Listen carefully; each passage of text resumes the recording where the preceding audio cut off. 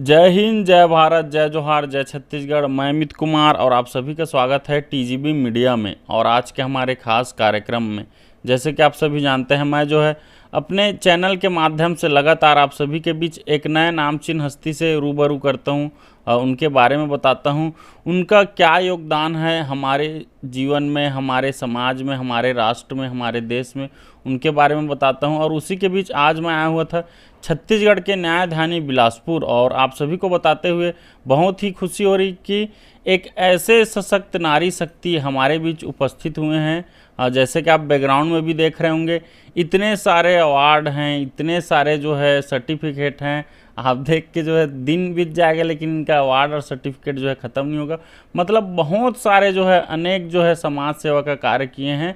अब मैम का मैं नाम जिक्र करना चाहूँगा, रेखा गुल्ला मैम। और मैम के स्वागत के लिए जो है मैं 2 लाइन बोलना चाहूँगा। जिनके हौसलों ने कई राहें बनाई हैं, जिनकी कोशिशों से उम्मीदें मुस्काई है, ऐसे व्यक्तित्व को सलाम है हमारा, जो खुद रोशनी बन औरों की राहों में सेवा लाई है। तो स्वागत है मैम आपका हमारे चैनल में। थैंक यू, स्वागत, धन्यवाद। आपका भी बहुत बहुत स्वागत है। आप साथियों, आपको बतलाना चाहेंगे रेखा मैम के जो है पति जी भी हमारे बीच उपस्थित हैं भैया, तो आपका भी स्वागत। धन्यवाद। जी जी। तो पहला सवाल तो यही रहेगा मैम, काफ़ी इतने ज़्यादा समाज सेवा आप किए हैं, काफ़ी, अभी तो भाई आधा घंटा जब से बैठे थे आपका सब देख रहे थे, तो ये कब से मतलब लालसा जगी, बचपन से था कि कैसे? बचपन से तो नहीं था मेरे को, मैं एक खिलाड़ी रही हूँ जी जी और पहले खेलती थी मैं हॉकी। पर मेरी माँ को मैंने देखा है कि ये ना मतलब हर व्यक्ति के लिए वो कुछ ना कुछ करती थी। अच्छा, आपकी मम्मी? जी, और वहीं से मेरे को प्रेरणा मिली। उसके बाद मेरा ब्रदर जो मेरे को हर मोड़ पे वो खड़ा रहा शादी के पहले, और वहीं से मुझे ये प्रेरणा मिली कि समाज से जुड़ना चाहिए, और समाज के अगर हम 1% भी काम आ जाते हैं तो हमारे लिए बहुत बड़ी बात होगी। और विशेषकर मैं लड़कियों के लिए करती हूँ जो एक गरीब घर से या ऐसे आती है, क्योंकि मैंने उन परिस्थितियों को देखा हुआ है। तो उन बच्चों की क्या है, हमने मदद करना चाहिए। आज भी मैंने पहले भी बताया था आपको कि मेरे 2 बच्चे मेडिकल कॉलेज में पढ़ रहे हैं मेरी बच्ची के अलावा। तो मुझे बहुत खुशी होती है बच्चियों की सेवा करने के लिए। और आज भी मैं अगर जो किसी को आवश्यकता है, विशेषकर लड़कियां, तो उसकी सेवा करने के लिए मैं तत्पर हूं। अगर वो पढ़ने लिखने में इंटरेस्टेड है तो ऐसे कई बच्चों को मैंने पढ़ाया है जो आजकल डीएसपी हैं या ट्रेजरी ऑफिसर है। कल्याणी सिंह जी, वो जो रायपुर में ट्रेजरी ऑफिसर है, उसी की सिस्टर एक वो डीएसपी से अब मेरे को लगता है एएसपी बन गई होगी वो बच्ची। उसके बाद बहुत सारे बच्चे लेक्चरर हैं। जी जी। और एक ऐसी बच्ची को मैंने पढ़ाया जो अक्षर ज्ञान भी नहीं था, तेजस्विनी आश्रम में। जी। तो वो बच्ची स्कूल नहीं गई कभी भी, तो उसको मैंने 9-10 ओपन स्कूल से बिठाया और साथ में उसका ग्रेजुएशन कंप्लीट करवाया। तो ऐसे बहुत सारी हस्तियाँ हैं जिसको मैं पढ़ाएं। बहुत बहुत सुंदर है। चलो, ये तो आपका समाज सेवा के बारे में रहा। हम आपके प्रारंभिक जीवन जानना चाहेंगे, बचपना कहाँ के हैं आप, कहाँ से आए हैं? ये मेरा बचपना इंदौर में बीता पूरा, क्योंकि मेरा बर्थ प्लेस इंदौर ही है, एमपी। और उसके बाद में मेरे को बहुत इंटरेस्ट था खेलने का, क्योंकि घर के मैं हॉकी खेलती थी। और शुरू से मैंने हॉकी खेला है। कितने साल खेले होंगे? मैं कम से कम 10 से 12 साल से ज़्यादा खेली हूँ हॉकी। उस टाइम हमारे समय में मध्य भारत था, जो इंदौर प्लस ग्वालियर बन के एक टीम होती थी। मतलब पूरे एमपी से 3 टीमें रहती थी। एक महाकौशल रहता था, जबलपुर से बच्चियाँ खेलती थी, मधु यादव थी वो। और एक टीम रहती थी छत्तीसगढ़ के अलग बस्तर साइड से। तो ऐसे ना टोटल 3 टीमें मतलब एक मध्य प्रदेश का नेतृत्व करती थी। तो वहीं से मेरे ब्रदर ने मेरे को बहुत आगे बढ़ाया। मेरे पिताजी का भी प्रोत्साहन रहता था मुझे आगे बढ़ने के लिए। जब भी मैं जाती थी उस टाइम तो क्या बेडिंग बांध के ले जाते थे हम लोग, एसी वगैरह में हमको सुविधा नहीं मिलती थी, तो बेडिंग मेरे पिताजी बांध के देते थे और बड़े उत्साह के संग वो करते थे। मतलब बेडिंग, मतलब बेडिंग है ना, बिस्तर बांधते बड़ा हैं, बिस्तर आता था ना, उसमें तकिया वगैरह सब पूरा सब पूरा है ना वो करके बांध के देते थे वो। अभी तो बच्चों को बहुत सारी फैसिलिटी मिल रही है। हम तो साइकिल पे जाते थे और मेरे को शुरू से आदत थी कि साइकिल बहुत फास्ट चलाना। अच्छा। तो मैं एक्सीडेंट नहीं हुआ कभी? एक बार हुआ था एक्सीडेंट भी मेरा, अच्छा। परंतु वो हनुमान जी के सामने गिरी थी मैं। तो मैं हनुमान भक्त हूँ जब से, चलो, तो मैं रक्षा हनुमान किए जी होंगे को भगवान मानती हूँ। वो रक्षा किए थे, नहीं तो मतलब ऑन द स्पॉट मेरी साइकिल ऐसी चकनाचूर हो गई थी, सामने वाले लोगों को लगा कि बहुत ज़्यादा मतलब मालूम नहीं क्या हो गया है। स्पीड में ज़्यादा हाँ। खतरा रहता है। तो मैं अभी भी चाहूँगी कि अब मैं सड़क सुरक्षा और अच्छा। चेतना से जुड़ी हूँ, तो बच्चों को अब मैं समझाती हूँ कि स्पीड से नहीं चलना चाहिए, आराम से चलिए, कोई जल्दबाजी ना करें चलने के लिए। उसके बाद फिर स्लो किए होंगे आप, जी, है ना? और मैं भी एक है ना, मेरे हम 3 भाई बहन थे जी। और मेरे पिताजी पुलिस में थे। तो जो हमारा बचपना बीता है वो एक मतलब ऐसे परिवार में बीता कि एक व्यक्ति कमाने वाला, 4-5 लोग खाने वाले। मतलब तो बड़े गरीबी मतलब से गरीबी से ही बीता हुआ है। कभी हमने सोचा नहीं था आज हमारे पास मकान, दुकान, कार सब कुछ है। वाह भाई। तो ये हमारे ईश्वर की हमारे पर बड़ी कृपा रही कि तीनों भाई बहन हम लोग आज संपन्न हैं। मेरी दीदी के 2 बच्चे फॉरेन में पढ़ रहे हैं और जॉब कर रहे हैं, और साथ ही मेरे ना भैया की एक बिटिया भी यूएस गई हुई है, वो भी जॉब कर रही है एमएस करने के बाद। तो हम कभी कभी है ना, हमेशा इसलिए मैं ये बच्चों को बोलती हूँ कि थिंकिंग पॉजिटिव रखो। सही। अगर आपके विचारों में नेगेटिव आता है तो आप आगे नहीं बढ़ सकते हो। तो पॉजिटिव है, और पॉजिटिव है, और एक हौसला रखो कि या लक्ष्य निर्धारित रखो कि मुझे ये पकड़ना है, कैच करना है। मतलब लक्ष्य दिखना चाहिए बच्चों को अपना गोल कि वो सेट पकड़ने करके। के, हाँ, तो ही आप अपनी मंजिल को क्या है पहुंच सकते हैं। तो शिक्षा का जानना चाहेंगे मैम, ये तो आपके जीवन परिचय के बारे में शिक्षा जानना चाहेंगे, कहाँ तक का है? मैंने 3 एमए किए हैं, 3 पीजी है ना जी। अरे किसमें जो 2 मैंने ना सोशलॉजी और हिस्ट्री में मैं इंदौर से की हूँ, हाँ। और बीएड मेरा विक्रम विश्वविद्यालय जो उज्जैन में लगता है, देवास में है वो, गवर्नमेंट का, तो वहाँ से मैंने बीएड किया है। एक पीजी मैंने यहाँ से पॉलिटिकल साइंस में किया है, घासीदास है उस टाइम, घासीदास यूनिवर्सिटी जी। केंद्रीय हाँ। विश्वविद्यालय ना। तो शादी के बाद मैंने वो यहीं से किया हुआ है। सपोर्ट करते थे सर, मतलब बहुत।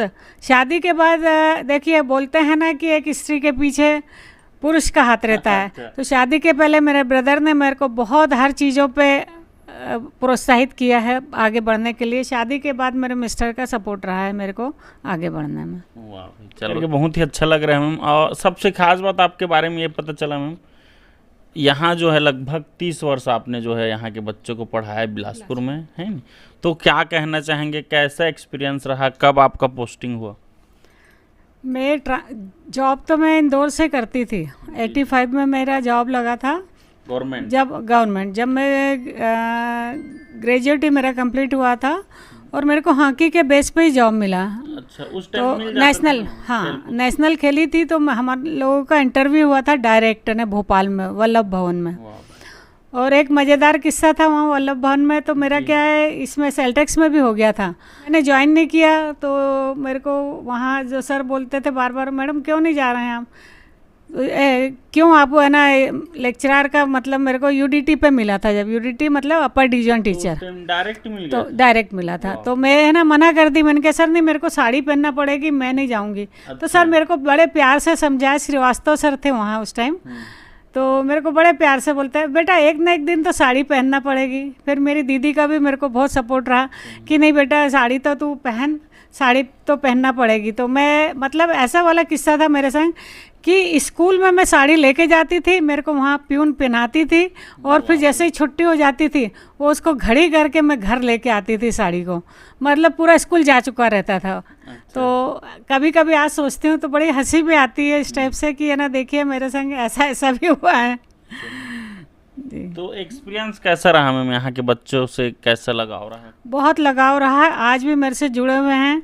कुछ परिस्थितियाँ ऐसी आती हैं कि बच्चे मेरे से सलाह लेते हैं। मेरी खुद की स्टूडेंट जो है एक क्या बोलते हैं भारती देवांगन, जो आज भी है ना वो लेक्चरर बन गई है वो, तो वो बच्ची भी मेरे से फ़ोन में संपर्क में रहते हैं। स्वाति गुप्ता, इस बच्ची के लिए हम लोग है ना मतलब है ना आपको वैसे तो मतलब वो भी जान रही है मुझे। तो यहाँ का हर बच्चा मेरे को तो ये सब बोलते हैं एमएलबी के आसपास से आप खड़े हो जाइए पार्षद के लिए, आप चुनाव जीत जाएंगे मैडम। तो मैंने बोला मेरे को राजनीति में नहीं आना है बेटा, मेरे को ना सिर्फ समाज के विशेष वर्ग जो लड़कियां हैं उनकी सेवा, राजनीति में बिल्कुल नहीं जाऊंगी मैं, बिल्कुल। मतलब सिर्फ समाज सेवा करना। एक और सवाल रहेगा, काफ़ी सक्षम आप, जैसे आप बताया काफ़ी संघर्ष करके यहाँ तक पहुँचे हैं आप, तो क्या लगता है यहाँ तक आने में आप अपने आदर्श प्रेरणा स्रोत गुरु कहें या योगदान किनका ज़्यादा है? योगदान तो मेरे ब्रदर का भी रहा इसमें, और मेरे कुछ नियम थे। अच्छा। कि मैंने जैसे ना मैं बच्चों को, आने वाली पीढ़ी को भी यही बोलती हूँ कि लाइफ में कुछ नियम बनाओ और उसको फॉलो करो। जैसे मैंने जॉब में नहीं आई जब तक मैंने घड़ी नहीं पहनी, कि मैं घड़ी नहीं पहनूंगी जब तक मैं अपने खुद की वो कमाई या हाँ। तो और ख्वाब हमेशा ऊंचे देखी मैंने, कि मेरे पड़ोस में एक बच्चे का ना उसमें लग गया था जॉब बैंक में, लगा था क्लेरिकल में, मैंने कहा मैं तेरे से अच्छा पाऊंगी। तो वास्तविकता में मेरे को यूडीसी पे मतलब यूडीटी पे मिला, जब पर D1 टीचर रहता है उस पर मिला। बाद में प्रमोशन कर लगा मेरे को कि एक ही प्रमोशन मिला। तो मैं हमेशा यही बोलती हूँ कि ख्वाब ऊंचे रखो, उसको पकड़ने की कोशिश करो। ज़रूरी नहीं है कि आप गरीब हो या आप वो हो तो आप लक्ष्य हासिल नहीं कर सकते हो। और ये भी एक सलाह देती हूँ कि हमेशा ज़मीन को टच करते हुए चलो। अगर आप हवा में उड़ोगे तो वो व्यक्ति है ना बहुत दिन तक उस पर स्थायी नहीं रहेगा, तो वो नीचे मुंह के बल गिरता है। तो इसलिए व्यक्ति को कितना भी अमीर हो जाए, कुछ भी हो जाए, पैसा कोई किसी को बांटता नहीं है, परंतु ज़मीन को टच है कि प्यार। ये बच्चों का, मेरे रिटायरमेंट पे ये बच्चों का इतना प्यार मिला कि 40-50 बच्चे मेरे घर आए थे। कुछ वीडियो में दिखाऊंगी कि आपको लगेगा कि नहीं मैं रिटायर्ड हुई हूँ। तो शिक्षक तो खैर रिटायर्ड नहीं होता। स्कूल के बच्चे मेरे इतने आए थे, इतना चाहते हैं, आज भी मुझे वो बच्चे कॉलेज में चले गए, यूनिवर्सिटी में जब मिलते हैं, अरे मैडम आपने उस सन में पढ़ाया, उस सन में पढ़ाया NSS कैंप के, तो मुझे बहुत दिल से खुशी होती है। ये मेरी पूंजी है। आज आपके सामने मेरी ये बच्ची बैठी हुई है स्वाति गुप्ता, ये मेरी पूंजी है। मैंने अपने लाइफ में ये पूंजी कमाई है, इनका प्यार कमाया है, और यही मेरे लिए बहुत आदर्श प्रेरणा स्रोत। गुरु किनको मानते हैं? गुरु तो मेरा ब्रदर ही को ही मानती हूँ मैं, कि उसने हम लोगों को एक इस परिस्थिति में मेरे को और मेरी सिस्टर को वो किया है। तो नहीं सर, इनके शादी के बाद से पूरी रोल जो है इनका शादी के बाद से शुरू हुआ कि आज हम दोनों मिलके समाज सेवा की ओर जुड़े हुए हैं। और ये जानना चाहेंगे मैम, लक्ष्मी स्कूल में थे आप, रानी लक्ष्मीबाई वाले में, तो कितने वर्षों शुरू से वहीं रहे कि और चेंज हुआ? मैं वहाँ पे ज्वाइन की हूँ 97 से मैं आई थी, मेरी बेटी भी हुई थी। पहला पोस्टिंग इंदौर में था मेरा, और इंदौर से मैं ट्रांसफ़र होकर 93 में चकरभाटा आई। चकरभाटा से मैं कुदुदंड में आई, और कुदुदंड से 97 से मैं जो थी तो 2023 तक मैं 90 से सबसे ज़्यादा वहीं रहे। सबसे ज़्यादा समय मेरा महारानी लक्ष्मीबाई स्कूल में ही बीता, जो अब दयानंद क्या आत्मानंद स्कूल हो गया है, स्वामी आत्मानंद हो गया है। अच्छा, एक और सवाल रहेगा मैम आपसे, जितने आज छात्र आपको देख रहे हैं जी पूरे, तो उनको हौसला उनका बुलंद करने के लिए, मोटिवेशन के लिए उनको क्या कहना चाहेंगे? मैं बोलूँगी बेटा, जहाँ रहो 100% रहो। अगर आप खेल के मैदान में हो तो 100% दो, अगर आप पढ़ाई के मैदान में हो तो 100% दो, और अगर आप बुक पढ़ रहे हो या कुछ भी कर रहे हो, मतलब जिस फील्ड में रहो वहाँ पे आपको 100% देना है। और हौसलों में पीछे नहीं हटना। जैसे एक छोटी चींटी दाना लेके ऊपर चढ़ती है, 100 बार नीचे गिरती है, तो एक असफलता से घबराना नहीं है, क्योंकि असफलता में ही सफलता छुपी रहे। तो इस चीज़ को बच्चों को मानना चाहिए। जरा सी घटना में बच्चे कुछ ना कर लेते हैं, तो ऐसा नहीं होना चाहिए। बच्चों को हमेशा मोटिवेट करना चाहिए कि अगर बच्चा घर से आता है तो पेरेंट्स को ये चाहिए कि मोबाइल को कम देखें और बच्चे से बात करें कि आज दिन भर की बच्चे ने क्या किया, कैसा किया, कैसा रहा स्कूल का दिन। तो ये पेरेंट्स को बच्चों को टाइम देना बहुत ज़रूरी है आज के समय में। पेरेंट्स तो को जी चलो बात करके बहुत ही अच्छा लगा मैम, आपसे और चर्चा करेंगे। सर भी हैं, तो सर आपसे सिंपल ये सवाल रहेगा, संक्षिप्त में अपने बारे में बताइए सर, आपके बारे में भी मैम बताइए कि आप जो है सक्षम से जुड़े हुए हैं, हरियर से जुड़े हुए हैं, आप भी समाज सेवा करते हैं, तो आप अपने बारे में संक्षिप्त में बताते हुए ये बताइए सर। मैं चिरमिरी का रहने वाला हूँ। चिरमिरी में मेरी पैदाइशी हुई और मेरे सब एजुकेशन चिरमिरी में ही हुई। लाहड़ी स्कूल करके है, वहाँ पे एक लाहड़ी कॉलेज है। और 94 में मेरा भी 85 में कोल इंडिया में नौकरी लगी है। और 94 में मैं आया हूँ। 92 में हमारी मैरिज हुई, 93 में ये आई हैं और 94 में मैं बिलासपुर आया। मतलब बिलासपुर आने का मेरा भी समझ लीजिए कारण यही है, क्योंकि ये इंदौर से जब ट्रांसफ़र होकर यहाँ आई और हम लोग क्या हैं, हम लोग का 92 में शादी हुई थी और 92 में फिर ये जुलाई अगस्त में ये 93 में यहाँ ट्रांसफ़र होकर आई हैं। तो इनका कहना था कि वो क्या पूरा ट्राइबल एरिया है आदिवासियों का, और ये एजुकेशन में थी। अगर ये एक बार ट्राइबल एरिया में अगर ये अपना ट्रांसफ़र ले लेती तो फिर इनका एजुकेशन में आना मुश्किल था। तो उस समय फिर, और यहाँ आसपास में कोई है नहीं तब, उस टाइम तो और बहुत उस समय बहुत ज़्यादा प्रॉब्लम था। और ट्राइबल एरिया तो यहाँ तो फिर ट्राइबल के जो स्कूल हैं बहुत दूर दूर हैं। अब आजकल वो एजुकेशन में मर्ज हो गया। तो ये जब आए तो उसके बाद फिर मैं भी ट्रांसफ़र होकर यहाँ आया। शुरू में तो मेरे को बहुत ख़राब लगा, क्योंकि जहाँ पैदाइशी हुई है, जहाँ पैदा हुए हैं, जहाँ पढ़े लिखे, सब दोस्त यारों को छोड़ के आना। तो उसके बाद जब इनका साथ मिला तो उसके बाद मेरे को भी अब बिलासपुर में अच्छा लगने लगा। इन्हीं की बदौलत आज हम लोगों ने अपना घर बना लिया। 2-4-5 साल हम लोग पहले किराए में रहे। और उसके बाद फिर हमारी बेटी हुई। बेटी को भी हमने अच्छा एजुकेशन दिया हमारी तरफ से जो भी हुआ। और ये हम दोनों की पूंजी है, समझ लीजिए कि हम दोनों ने मिल के अपनी बेटी को डॉक्टर बनाया है। और उसका क्या शुरू से ही वो लक्ष्य था कि मैं डॉक्टर बनूंगी। वो जब 9th में गई थी तो हम लोग उससे पूछते बोले नहीं, मैंने तो मेडिकल में ही जाना है। उसका हम लोगों ने बहुत दिमाग चेंज करने का, एक जगह कोचिंग में जाती थी, उस सर ने भी बहुत उसका दिमाग चेंज किया कि तू तो एकदम अच्छी, पढ़ाई में तो शुरू से अच्छी थी वो 100% 99% वाली, कि भाई आप इंजीनियरिंग में चले जाओ। पर नहीं, मेरे को मेडिकल में जाना है। और आज हम लोगों को वाकई में हम दोनों को बहुत प्राउड है, मतलब हमारी बेटी के ऊपर, क्योंकि मेरे ख़ानदान में और इनके ख़ानदान में हमारी एक पहली बेटी है जो डॉक्टर बनी है। ससुराल इनके पहले डॉक्टर है। तो ये बहुत अच्छा लगता है। और मैं 2019 से हम लोग सक्षम से जुड़े हैं।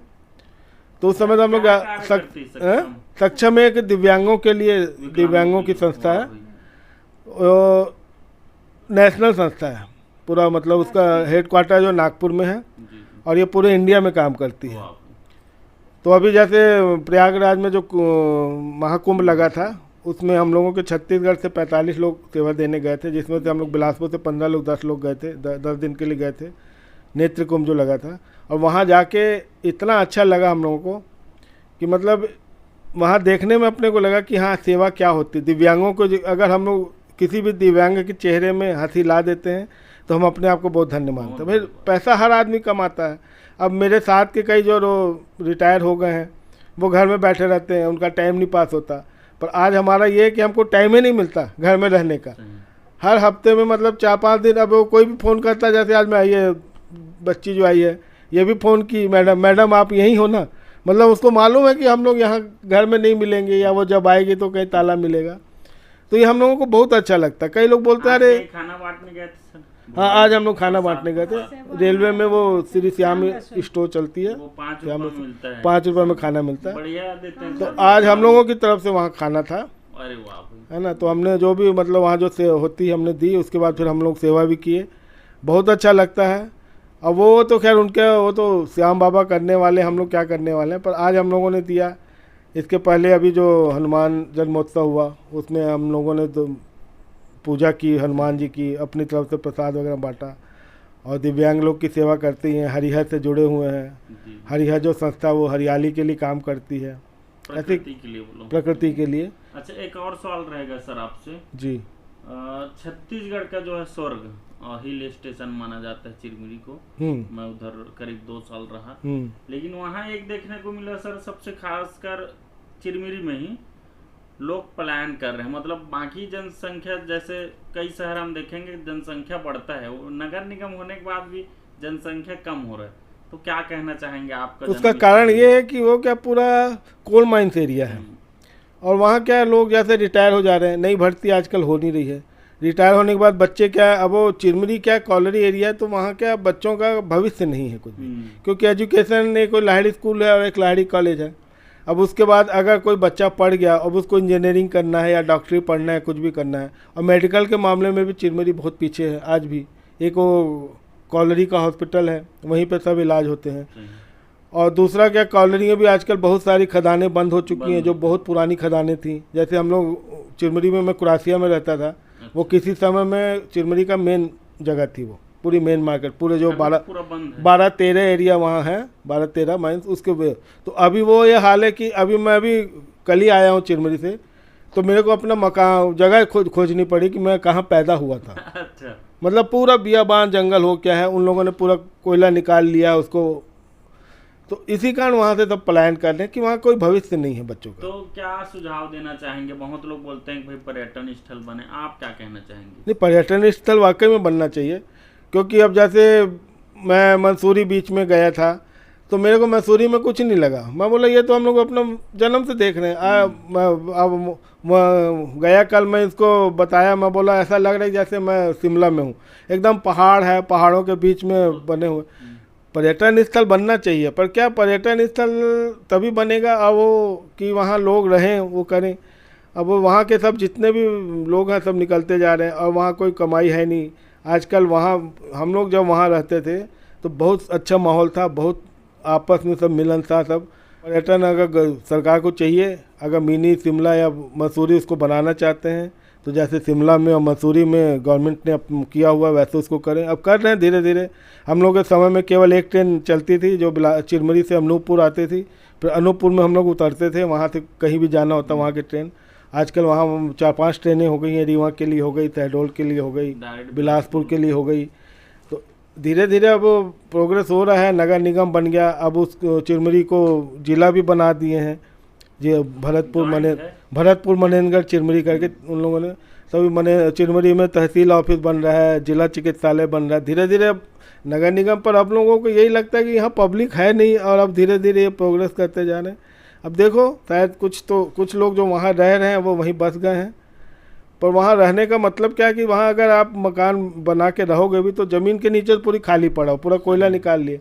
अब बहुत सारा एरिया में अभी भी फायर वहाँ जल रहा है। अगर आप वहाँ मकान लेके रहोगे भी तो कोई भरोसा नहीं कि आप कितने साल वहाँ तक रह सकते हो, क्योंकि ज़मीन एकदम खाली है। जगह जगह से आप देखना ज़मीन के अंदर से वहाँ धुआं निकल रहा है। इसके मतलब खदान के अंदर आग लगी हुई है। वहाँ आधे से ज़्यादा एरिया को गवर्नमेंट ने नोटिस दे दिया है कि आप ये मकान जगह खाली करिए डेंजर, पर वो जो भी वहाँ रह रहा है अपने रिस्क पर रह रहा है। चलो धन्यवाद सर। चलो आपसे बात करके बढ़िया लगा सर, आपका एक्सपीरियंस जान के, और बहुत ही खुशी का विषय है। जैसे कि मैम से बात भी किए तो ये भी पता चला था कि मैम के जो है बच्चे, उनके शिष्य छात्र यहाँ आते थे, तो उसी के बीच पहुँचे हुए थे। स्वाति गुप्ता जी हमारे बीच हैं, आइए उनसे चर्चा करेंगे। क्या कहना चाहेंगे, कैसे आना हुआ था? मैं मैडम से मिलने आई थी कुछ काम से, और हमेशा मिलने के लिए आते ही रहती हूँ। मैडम मुझे 9वीं से 12वीं तक पूरा पढ़ाई है महारानी लक्ष्मी स्कूल में। मैं 2014 में 12वीं पास आउट हुई हूँ। 2014 तक मैडम का साथ रहा है और अभी तक बना हुआ है। आज 11 साल हो गए हैं। मैडम का साथ हमेशा बने रहे, यही आशीर्वाद हम लोग लेने के लिए मैडम के पास आते हैं। और मैडम का समाज सेवा का भावना देखकर मेरे में खुद में एक भावना जागृत हुआ कि क्यों ना मैं भी समाज सेवा करूं, और समाज सेवा कर कर मैं लोगों की मदद करूं। और उसी के साथ आज मैं एक एनजीओ से जुड़ी हुई हूं, मितवा में एनजीओ से, और वहीं एक वर्क कर रही हूं बच्चों की शिक्षा के लिए। मैडम के बारे में क्या कहना चाहेंगे? कुछ खास योगदान उनका या कुछ उपलब्धि या उनका क्या है, कुछ बातें जो आपको याद हो? मैडम का साथ और उपलब्धि हमेशा हमारे साथ है। मैडम जितनी भी बेटियां हैं सबका सहयोग हमेशा करती रहती है, चाहे वो बेटियों के एजुकेशन की बात हो या फिर बेटियों की शादी की बात हो। मैडम डट के खड़े रहती हैं और सबका सहयोग करती हैं। वाह, सबसे क्या क्या अच्छा लगता है नॉर्मल एकदम, मतलब मैडम सबसे अच्छा? मैडम के पास कभी भी जाओ, कोई भी समस्या लेकर उसको ज़रूर हल करती हैं। और यही सबसे अच्छा बात है कि समाज सेवा का भावना हमेशा अब तक उनके साथ मतलब जुड़ा हुआ है। वो देखकर बहुत अच्छा लगता है। मैं मैडम का फेसबुक व्हाट्सअप देखती हूँ ना, मेरे को बहुत खुशी होती है कि हाँ मेरी मैडम है। जब भी उनको कहीं अवार्ड मिलता है ना, मेरे को सबसे ज़्यादा खुशी होती है। तो आप प्री छात्र थे क्या मैडम के, क्या और बहुत थे? और भी हैं बहुत कोई, मैं बस अकेले नहीं हूँ। अच्छा, आपको मैडम ज़्यादा अच्छा लगती है बोलो? हाँ, मेरे को बहुत अच्छी लगती है। फेवरेट टीचर मैडम ही मैडम है। ही ना? हाँ आज तक? हाँ। अच्छा, 2014 के बाद फिर और कहाँ तक पढ़ाई किया? अभी तो 2025, लगभग 9 साल हो गए। मेरा बीए में ग्रेजुएशन है, एमए हिंदी लिटरेचर है, एमए पॉलिटिकल साइंस है, साथ में एमएसडब्ल्यू है। चलो, बहुत बहुत धन्यवाद, बहुत ही अच्छा बताया आपने, पूरा धन्यवाद करके बहुत ही अच्छा लग रहा है आपसे। और सबसे खास बात आपकी जो छात्रा थी गुप्ता जी, वो भी बहुत अच्छा तारीफ किया आपका। तो उससे एक और मेरे मन में सवाल है मैम, आप काफ़ी चर्चित हैं बिलासपुर में, आप लगभग हर कोई आपको जानता है, लेकिन उसके बाद भी आप आज भी जो है समाज सेवा कर रहे हैं, तो ये समय कैसे निकालते हैं मैम? आप अपना दिनचर्या बताइए, डेली रूटीन प्लान कैसा है आपका? डेली में तो हम लोग, जैसे मेरा ये है कि मैं 5 बजे उठती हूँ सुबह? सुबह अरे वाह, 5 साढ़े 5 तक मैं उठ ही जाती हूँ। रोज? हाँ। वाह उसके बाद वॉक करती हूँ। पहले मैं योगा करती थी नियमित, जी। परंतु योगा मैंने कम से कम 5-6 महीने से छोड़ दिया है, नहीं हो पा रहा है। थोड़ा नहीं कर रहे हैं कुछ भी, मतलब वो आ जाता है। अच्छा। तो योगा को अभी नियमित दिनचर्या में मेरे को वापस लेके आना है, क्योंकि बहुत स्वस्थ महसूस करता है व्यक्ति योगा से। जी। तो कभी अगर सुबह टाइम नहीं मिलता तो कभी कभी शाम को कर लेती हूँ, पर नियमित नहीं हूँ। पर वॉक करने हम लोग साथ में जाते हैं दोनों, शाम को और सुबह भी मैं वॉक करती हूँ। और उसके बाद मेरे यहाँ ना खाना बनाने वाली नहीं है, अरे, तो खाना मैं खुद बनाती हूँ। और काम वाली बाकी है, बाकी अदर्स काम के लिए है। अच्छा। तो खाना चलो यही शाम रहता है। और बनाते फिर है ना, बाकी कभी कभी हम लोग को सुबह हम लोग हरियाली उसमें जाते हैं, हरियर में। अच्छा। जो हमारे सुबह के प्रोग्राम रहते हैं, कोनी में है हरियर ऑक्सीजन करके, तो उससे भी मैं जुड़ी हुई हूँ। तो वहाँ प्रोग्राम होता है, तो उसमें हम लोग सुबह जाते हैं। जी। और सुबह का यही रूटीन रहता है। उसके बाद कहीं कहीं प्रोग्राम्स रहते हैं, उसमें हम लोग निकल जाते हैं, आजकल साथ में ही जाते हैं। पर कुछ प्रोग्राम ऐसे रहते हैं, जैसे अभी राष्ट्रीय सेवा योजना से रिलेटेड कैंप में तो हम संग में जाते हैं, परंतु कुछ ऑफिशियली वो रहते हैं। जैसे अभी ड्राइंग कंपटीशन था, प्लस है ना ये वाद विवाद था वहाँ पे, तो उस प्रोग्राम में मैं अकेली गई थी। कंपटीशन में मतलब जजमेंट के लिए मुझे बुलाया गया था। और राष्ट्रीय सेवा योजना से मैं 19 से जुड़ी हूँ, 2019 से। और आज भी मैं राष्ट्रीय रिटायर्ड होने के बाद राष्ट्रीय सेवा योजना से जुड़ी हुई हूँ। उसके लिए मैं धन्यवाद देना चाहूँगी डॉक्टर मनोज सिन्हा सर को, और जो हमारे समन्वयक है राष्ट्रीय सेवा योजना के, अटल बिहारी वाजपेयी यूनिवर्सिटी के, साथ ही कांति आंचल मैडम जिला संगठक है उसके की। और मैं pre RDC selection committee team में हूँ। अच्छा। जो बच्चे दिल्ली परेड के लिए जाते हैं, सिंपल मैं बताती हूँ, नहीं तो लोगों को कई बार समझ में नहीं आता। प्री आरडीसी मतलब वो जो दिल्ली में परेड के लिए जाते हैं, तो पहले जिला स्तर पे उनका सिलेक्शन होता है, उसके बाद यूनिवर्सिटी लेवल पे सिलेक्शन होता है, उसके बाद ग्वालियर या भोपाल में जो टीम बनती है, फिर वहाँ से जाते हैं। क्योंकि एमपी छत्तीसगढ़ अभी राष्ट्रीय सेवा योजना में अलग नहीं हुआ है, वो एक है। अरे वाह। और उसी के बन के फिर टीम क्या होती है, दिल्ली तो जाती आप है। चयन करते हैं? जी। अरे वाह। हम यूनिवर्सिटी लेवल पे यहीं करते हैं। हमारे यहाँ अटल बिहारी वाजपेयी से जितने भी डिस्ट्रिक्ट हैं हमारे यहाँ, वो जो लगते हैं वो बच्चे आते हैं यहाँ से। जैसे जांगीर चांपा है, कोरबा है, बिलासपुर, ऐसे मिला के। चलो, बहुत बहुत सुंदर है। डेली रूटीन के साथ साथ आप और भी चीज़ें आपके बता दिए मैम। सबसे खास बात मैम, आप एनएसएस से भी जुड़े हुए थे, तो एनएसएस में जुड़ना है, ऐसा प्रेरणा कहाँ से मिला और कौन कौन से कैंप लगाए हैं मैम अभी तक? राष्ट्रीय सेवा योजना पहले मैं लेना नहीं चाहती थी। अच्छा, क्यों? परंतु क्योंकि उस टाइम जिम्मेदारी थी बच्ची की, है ना, मेरे ऊपर। पर जैसे ही बच्ची का 16 में हालांकि हो गया था, फिर भी मेरे को सब स्कूल वालों ने बहुत फोर्स किया, मेरे फ्रेंड्स वगैरह ने, कि नहीं ले ले तू अच्छे से कर पाएगी। और वास्तविकता में मैं आज राष्ट्रीय सेवा योजना से जुड़ के अपने आप को गौरवान्वित महसूस करती हूँ कि मैं इसकी एक सदस्य हूँ, या जो भी मैं प्रोग्राम ऑफिसर रही हूँ राष्ट्रीय सेवा योजना की। मुझे बहुत अच्छा लगता है और आज भी मतलब ऐसा लगता है कि मेरी वो एक फैमिली है और बहुत प्रेम मिलता है मेरे को। एनएसएस के जितने भी प्रोग्राम ऑफिसर हैं, जितने भी जूनियर हैं जो मेरे को नहीं पहचानते थे, परंतु मेरे नेचर के कारण आज मेरे से उन बहुत जुड़ाव हो गया है और बहुत चाहते हैं मेरे को वो लोग। कैंप कहाँ कहाँ लगाए हैं? कैंप रामतालाब में लगा था, एक एरोड्रम के आगे इधर जगह तो नहीं मालूम, ऐसे 4-5 कैंप में लगा चुकी हूँ और मेरा कैंप भी काफ़ी सक्सेस रहा है और काफ़ी तारीफ हुई है। चाहे मनोज सिन्हा सर उसमें सब साफ सफाई में ज़्यादा ध्यान देते हैं? नहीं, उसमें बहुत सारी एक्टिविटी चलती है। उसमें हमारा एक वो बना रहता है, हाँ चार्ट लिस्ट रहती है कि जैसे बच्चे सुबह उठते हैं, उसके बाद में फ्रेश होते हैं, उसके बाद है ना क्या बोलते हैं बच्चे का योगा रहता है। सबसे पहले योगा के पहले रैली रहती है। रैली में हम ग्राम में जैसे स्वच्छता अभियान को लेके, या पिछली बार हमने चेतना अभियान को लेके चलाया था कि सड़क पर एक भी बूंद रक्त की नहीं होना चाहिए, या लोगों को मतलब अवेयरनेस है, जागरूकता के लिए हम क्या करते हैं रैली रात में, मतलब शाम सुबह प्रातः जो अंधेरा रहता है उसी टाइम रैली निकालते हैं। तो गांव में तो लोग जल्दी उठ जाते हैं, तो काफ़ी फ़र्क पड़ता है। नुक्कड़ नाटक करते हैं हम लोग गाँव में।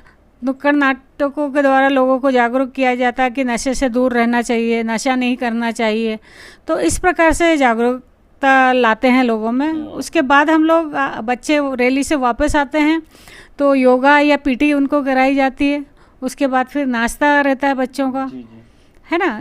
तो यही रूटीन रहता है। उसके बाद फिर बच्चे फ्रेश होते हैं, फिर है ना बौद्धिक परिचय रहता है 2 से 4 बच्चों का। फिर शाम को खेल रहते हैं, राष्ट्रीय सेवा योजना के कुछ स्पेशल खेल रहते हैं, राम रावण, रुमाल झपट्टा, है ना, इस टाइप का खेल रहते हैं। नहीं, ये 2-3 खेल उसके वो रहते हैं मेन। और कितने भाई बोल, कितने भाई कितने, ऐसे मतलब राष्ट्रीय सेवा योजना की ये 2-3 है ना खेल फेमस है और इसी को करवाते हैं हम लोग फिर। चलो बहुत सुंदर। में एक और सवाल रहेगा मैम आपसे, समाज सेवा करते हैं मैम आप, तो ऐसा कौन सा पल आया जो एकदम आपको भावुक कर दिया हो, या एकदम उस टाइम गौरव भी आपको महसूस हुआ हो? ऐसा कोई पल है? ऐसे तो बहुत सारे पल आते हैं। जैसे अब देखिए मैं ना तेजस्वी आश्रम में जाती थी पढ़ाने, उस बच्ची को पढ़ाया, वो बच्ची ग्रेजुएट हो गई। तो आज मुझे ना बहुत गर्व महसूस होता है कि वो बच्ची जो कभी स्कूल नहीं गई है, बच्चों को कई बार अपन बोलते हैं कि पढ़ो पढ़ो पर नहीं पढ़ते, पर वो बच्ची इतनी मेहनती थी कि उसको पढ़ाने में मुझे बहुत मज़ा आता था। तो वो बच्ची है ना मतलब वहाँ मौसी है जो सुलभाताई देश पांडे, और मौसी जी ने उसको अक्षर ज्ञान कराया। उसके बाद मैंने उसको 10th और 12th मतलब कराया, उसके बाद ग्रेजुएशन में। तो मुझे बहुत आनंद मिलता है कि वो बच्ची मेरे लिए मतलब जीवन का एक ऐसा वो था कि वो बच्ची इतनी मेहनत करती थी। मेरा तो काम सिर्फ पढ़ाना था, वो मेहनत करके लिख के वो बच्ची अपने आप को वो की और वो ग्रेजुएट हो गई सुंदरलाल से। तो मेरे को बहुत अच्छा लगा कि मेरा कुछ 1% भी अगर सामने वाले को काम आता है तो मुझे बहुत अच्छा लगता है।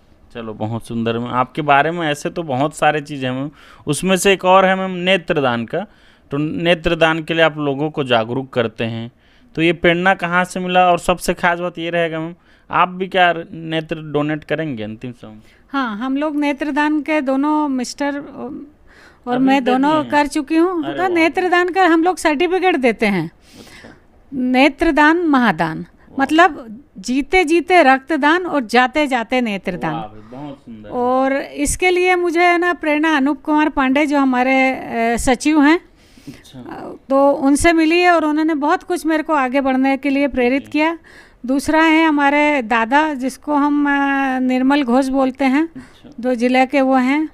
मिस्टर का भी बहुत बड़ा हाथ है। तो ऐसे कई लोगों के उसमें वो हैं, पर अनूप कुमार पांडे जी ने मुझे नेत्रदान मेरे को दिया और मैं पूरे प्रदेश की नेत्र प्रभारी हूँ। अरे वाह भाई जी, पूरा छत्तीसगढ़ की नेत्र प्रभारी हूँ। चलो बहुत बहुत बहुत सुंदर है। अच्छा, ये बात जान के बहुत ही अच्छा लगा। सबसे खास बात ये जो बताया मैं वाकई में करना भी चाहिए।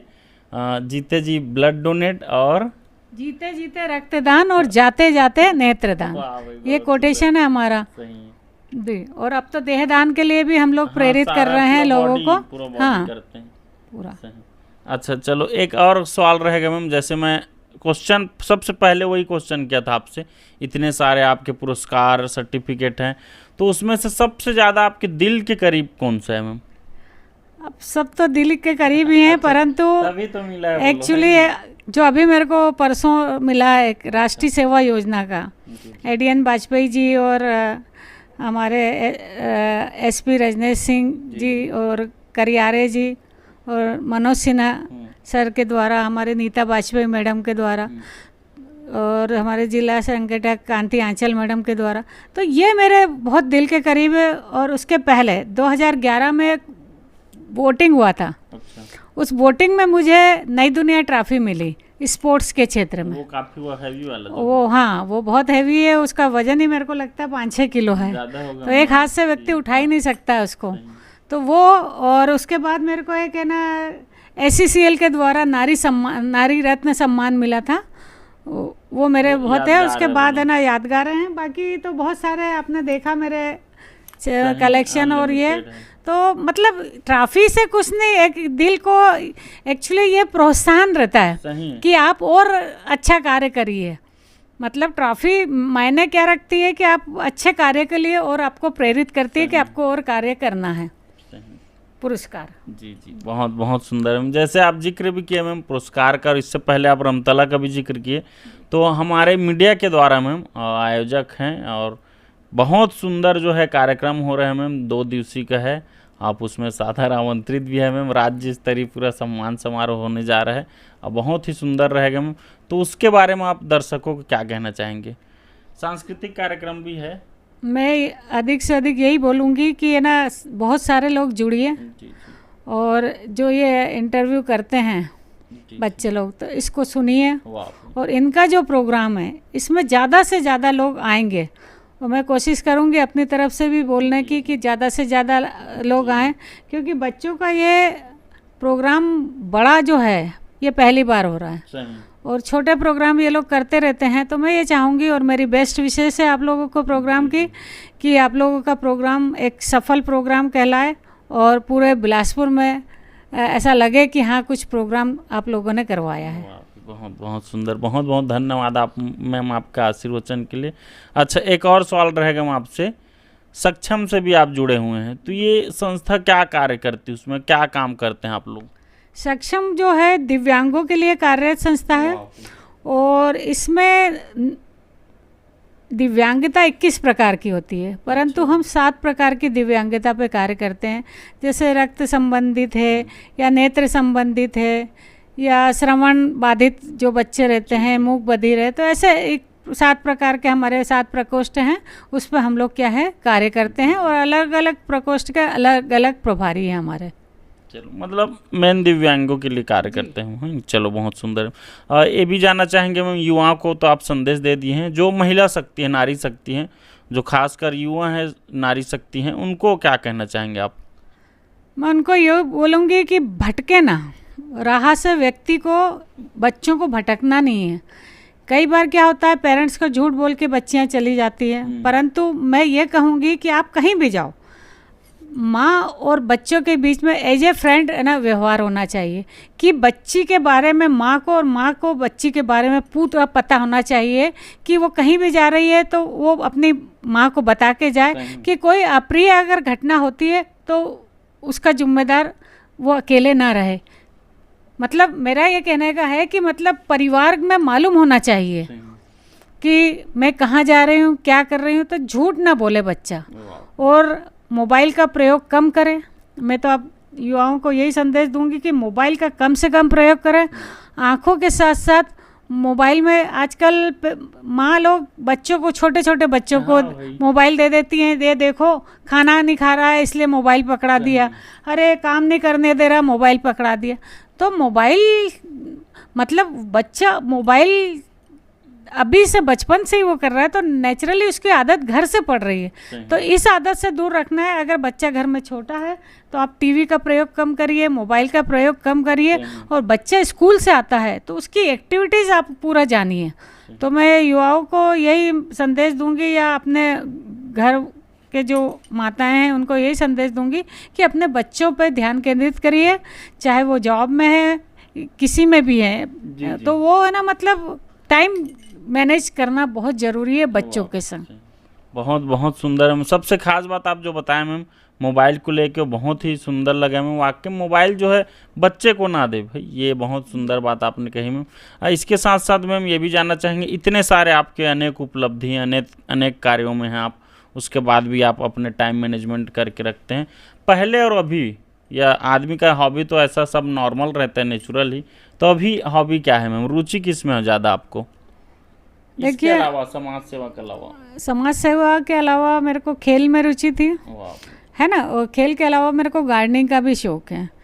और पहले तो हमारे समय तो मोबाइल था नहीं, है ना, तो हम लोग न्यूज़ पढ़ते थे, और न्यूज़ पढ़ने का भी आज भी मैं स्पोर्ट्स न्यूज़ का पन्ना पहले देखती हूँ अरे वाह, कि क्या चल रहा है, आईपीएल में आज कौन सी टीम खेलेगी, क्या अच्छा। खेलेगी। तो मेरा पसंदीदा पन्ना है खेल का, पहले तो मैं पहले खेल IPL का भी देखती देखते हूँ। हैं? आईपीएल भी देखते हैं हम कौन है लोग दोनों, फेवरेट? पूरा कौन है रात को आपके? 11 साढ़े 11 बजे अरे तक वाह। देखते हैं। धोनी ही मेरा फेवरेट अरे है बाप रे, आज भी? जी, आज भी।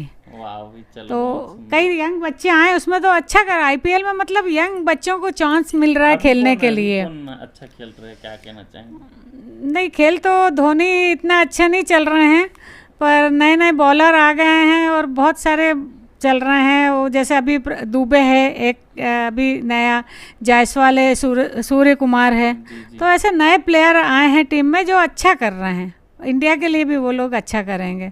क्या लगता है इस बार कौन जीतेगा आईपीएल? चलो बता दी, प्रेडिक्शन आपका। मेरा तो ये है कि आईपीएल है ना इस बार मुंबई फिर से ले जा सकती है, क्योंकि फिर से फॉर्म में आ गई है, अभी 4 मैच कंटिन्यूशन में जीत के वो, तो चांसेस है मुंबई के। आपका फेवरेट टीम कौन सा है आईपीएल? मेरी फेवरेट तो टीम है पंजाब, वाह भाई, प्रीति जिंटा वाली, बहुत सुंदर। और दूसरी है मेरे क्या बोलते हैं धोनी की, चेन्नई सुपर किंग। वाह भाई, चलो बहुत सुंदर है। ये तो हॉबी आपको पता चला। अब कुछ फेवरेट का भी बात करेंगे। फिल्म विल्म देखते हैं? हाँ, बहुत कम देखते हैं हम हीरो लोग। हीरोइन में कौन पसंद है? मेरे को दीप्ति नेवल बहुत पसंद थी, जो पुरानी हीरोइन थी। पहली बार ना सुना? और दीप्ति नेवल पहली बार नहीं, बहुत अच्छी मंजी हुई कलाकार थी। अच्छा, हमारे चैनल का एक खास कार्यक्रम रहता है मैम, और छत्तीसगढ़ी में तो ऐसे जनौला पूछता हूँ, लेकिन हिंदी में पहलिया पूछना चाहूँगा मैम, अगर आप इजाज़त देंगे तो। जी जी, बिल्कुल इजाज़त है। है नहीं? चलो धन्यवाद मैम, आप बोले तो। पहला ये रहेगा मैम, मैं चलूँ तो ज्ञान बढ़े, मेरे बिना बच्चे अढ़े, पढ़े पढ़ाने में काम आऊँ, स्याही से कागज़ सजाऊँ, बताओ क्या हूँ? एक बार और बोलना चाहूँगा। अच्छा, जैसे पेन है, पेन, जैसे क्योंकि पेन से अपन लिखते हैं सही। तो बढ़ता जाता है, ज्ञान बढ़ता है, बहुत सारी चीज़ें उससे बढ़ती है, लिखने की प्रैक्टिस होती है ना। सही, सही। और लिख लिख के, मैं तो अब बच्चों को यही बोलती हूँ कि जो भी पढ़ना है वो लिख लिख के याद वाह, करिए। सही। बहुत बहुत सुंदर। एक और है मैम आपके लिए, लड़की की होती मेरी पहचान, सॉरी नहीं कट, लकड़ी की होती मेरी पहचान रुक, अरे तो एडिट हो जाएगा ना मैम, ये एडिट हो जाएगा उधर ध्यान मत दो मैम, वो करते रहती है कुछ भी। लकड़ी की होती मेरी पहचान, गोल करने में है मेरा काम, खिलाड़ी मुझे लेकर दौड़ता जाए, गोल पोस्ट पर बाल पहुंचाए, बताओ क्या चीज़ है? हॉकी है वो तो। अब मैं तो खिलाड़ी हूँ, तो मुझे तो मालूम है हॉकी की, मैं खिलाड़ी रही हूँ। जी, तो हॉकी के द्वारा ही हम है ना गोल पोस्ट तक ले जाते हैं और मारते हैं गोल को, है ना, तो उसका आंसर हॉकी है। हॉकी बिल्कुल बिल्कुल सही मैम। इसमें भी हॉकी स्टिक दिया है, लेकिन पूरा हॉकी है। हॉकी स्टिक वही बोलते हैं, हॉकी में बोल दिया। अच्छा। वो हिंदी मीनिंग है, हॉकी स्टिक आ गया, स्टिक मतलब इंग्लिश मीनिंग चला गया वो, तो हॉकी स्टिक इसलिए वो पूरा वो हो गया। हम लोगों के समय हम हॉकी बोलते थे, हॉकी बोलो या स्टिक बोलो, दोनों वर्ड एक ही है वो। जी, चलो बहुत बहुत सुंदर लगा मैम आपसे बात करके। सबसे खास बात, एकदम पहलिया पूछे उसे तुरंत बताया। अच्छा, ये भी जानना चाहेंगे हम आपसे, काफ़ी कुछ सीखने को मिला मैम आज आपसे। आज पूरा देश दुनिया, पूरा बिलासपुर शहर आपको देख रहे हैं, पूरा देश विदेश के लोग देख रहे हैं, तो उनको आप हमारे चैनल के माध्यम से क्या कहना चाहेंगे? जो भी दी मैं यही बोलूँगी कि ये बच्चों का एक नया चैनल है, इसको आप लोग देखिए और पसंद कीजिए। और हमको भी अच्छा लगा कि आप लोग आए, इंटरव्यू लिए हमारा। एक नया हट के था, ऐसा इंटरव्यू बहुत बार मैं दे चुकी हूँ अलग अलग उस पर तुमने जो पूछा, इतना टाइम दिया, मुझे बहुत अलग हट के लगा। और मैं सबसे यही बोलूँगी कि देखिए इनके, और यूट्यूब पे सर्च कीजिए और इनके चैनल को सब्सक्राइब कीजिए और इनकी पसंद को बताइए कि कैसा क्या लगा आपको, बताइए। और यहीं से हम ही लोग जो हैं इनको प्रोत्साहित कर सकते हैं, परंतु मीडिया के माध्यम से ही व्यक्ति के व्यक्तित्व में निखार आता है। जब ऐसा लगता है कि अरे इंटरव्यू है, वाह, तो लोग उसको पसंद करते हैं। तो मैं ये बोलूँगी कि ईमानदारी से मीडिया को सच्चाई पेश करना चाहिए और सच्चे रास्ते पे अगर जो मीडिया चलेगा वही सक्सेस की ओर बढ़ेगा। बहुत बहुत धन्यवाद मैम आपका भी, इतना अपना कीमती समय दिए मैम, उसके लिए पुनः बहुत बहुत धन्यवाद आपका। Thank you. पुनः धन्यवाद आपका मैम। तो साथियों, अभी हमारे बीच थे बिलासपुर से काफ़ी चर्चित सशक्त नारी शक्ति की पहचान रेखा गुल्ला मैम। उनसे बात किए, उनके बारे में जाने, उनके जीवन के बारे में जाने, बहुत ही अच्छा रहा। और जो है सबसे खास बात यह है, जो भी पढ़े हुए हैं इनके जो छात्र हैं वो आज भी उनको याद करते हैं। जैसे एक छात्र तो मैम के जो है घर पे आए हुए थे, गुप्ता जी, उनसे भी चर्चा की, काफ़ी अच्छा रिस्पांस मिला। और आप जैसे देख सकते हैं बैकग्राउंड में जो मैम का जो है चल रहा है, इतने मोमेंटो, इतने अवार्ड हैं, और बात करके बहुत ही अच्छा लगा। ये जो इंटरव्यू है इसको जो है युवा पीढ़ी के जो नारी शक्ति हो ज़रूर देखें, उनको एक अलग ही ऊर्जा, एक अलग ही मोटिवेशन मिलेगा। और मिलेंगे एक और ऐसे ही नामचीन हस्ती के साथ, तब तक बने रहें टीजीबी मीडिया में। मैं अमित कुमार, धन्यवाद।